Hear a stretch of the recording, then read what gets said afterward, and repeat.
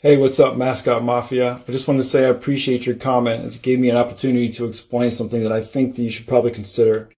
At every single stage of the Bible's development since its inception, going all the way back to the Hebrew writings into the Septuagint, the Greek Septuagint, and then further on later on the Masoretic texts, you have to understand that each one of these texts and standards of biblical literature have been compiled, written, and translated completely by men.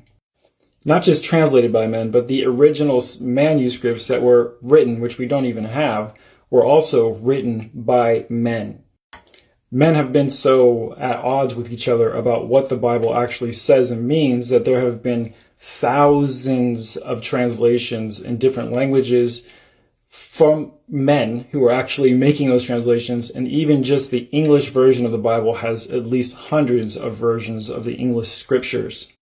Now, if you already know the history of the Bible, you know that it's been through a whole slew of revisions and changes. One example is the Westcott-Hort revision, which occurred in 1881, where they took the 1611 King James Bible, which originally had 80 books, and they reduced it down to 66 books. Since that time, we've been using a 66-book Bible. Additionally, if you look at the history of the revisions of the Bible, you'll see that hundreds of verses have been taken out of the New Testament and Old Testament that used to be there. Also, there are scribal additions to the text as well that we can now look at and see that there's no Greek supporting, but the English translators decided to put parentheses and add little text into the scriptures anyway.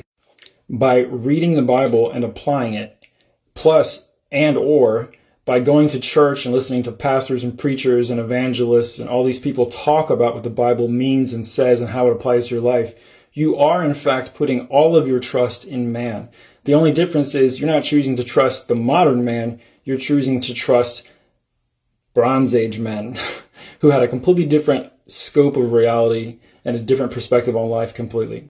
So long story short, no matter what you read or what you choose to believe or apply to your life, you're going to be trusting man for those decisions because men wrote the scriptures, so-called.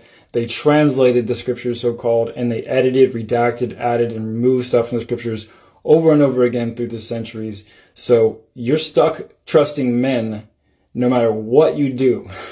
How do you have a one-on-one relationship with someone who can't talk or hear or show up or do anything whatsoever for you?